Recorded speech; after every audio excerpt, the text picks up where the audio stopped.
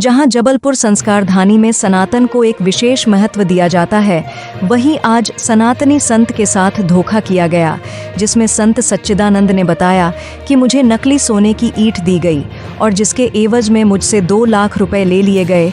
वहीं संत दर बदर भटक रहे हैं। न्याय की गुहार लगाने के लिए उन्होंने संबंधित थाने में भी इस विषय की जानकारी दी और जबलपुर पुलिस अधीक्षक कार्यालय और संबंधित अधिकारियों को भी इसी विषय की जानकारी दी।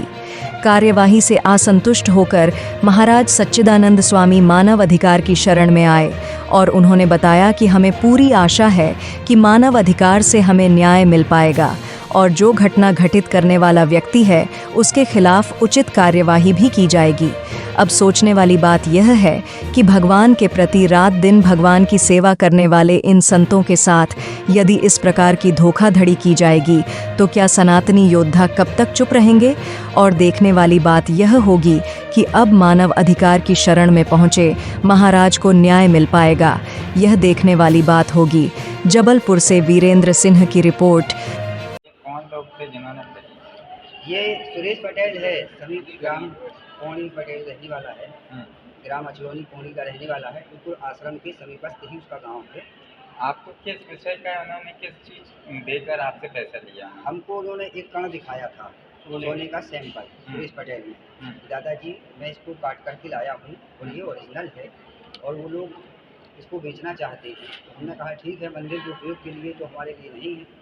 तो उसने कहा नहीं दादाजी, ये अपन प्राप्त हो जाएगा, ये हमारी सब पहचान, हम जानते हैं, वो आए हैं, हम काट के लेके आए हैं, पूरी गारंटी है हमारी, तो हम अकेले भी चले जाएंगे। उसने कहा और कोई दिक्कत नहीं है, हम अकेले जाके अकेले सब करके आए। कहाँ से लेके आए थे? तो ये सागर ग्राम बरोदिया गया हुआ था। बरोदिया में इसकी डीलिंग उन लोगों ने की हुई थी और पैसा जो है हमने 14 मील स्वर्ग आश्रम से दिया और सुरेश पटेल जो है उसने मुझे लाके पीतल का बिस्किट आश्रम में दिया पैसा। आपको कब पता चला कि ये पीतल का बिस्किट है? उसको जब वह पीतल का बिस्कुट बुधवार को देके गया तो वो नहीं आया।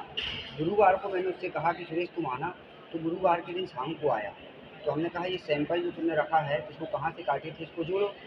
तो बोला दादाजी ये तो जुड़ नहीं रहा है और ये तो पीतल है, ये तो ऐसा हो गया। तो हमने कहा ये तो बात गारंटी आपने ली थी पैसे की, वो घर से हम आपको लेके गए थे, आपको उसको भी हम घर लेके गए थे साथ में पैसा लेने के लिए और हम दोनों पैसा लेके आए थे।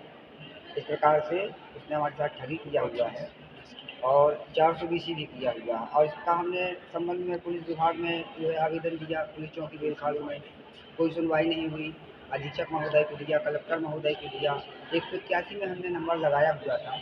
तो हमारा जो है कि ये नंबर से 181 लगता नहीं है कीपैड मोबाइल से। नाम है काकर किला का, आश्रम के समीप रहता है। उसने अपने मोबाइल का सहारा हमें दिया कि आप दादाजी इसका उपयोग कर लीजिए, हमारा मोबाइल से लगा लीजिए 181। हमने उसके मोबाइल से 181 का उपयोग किया।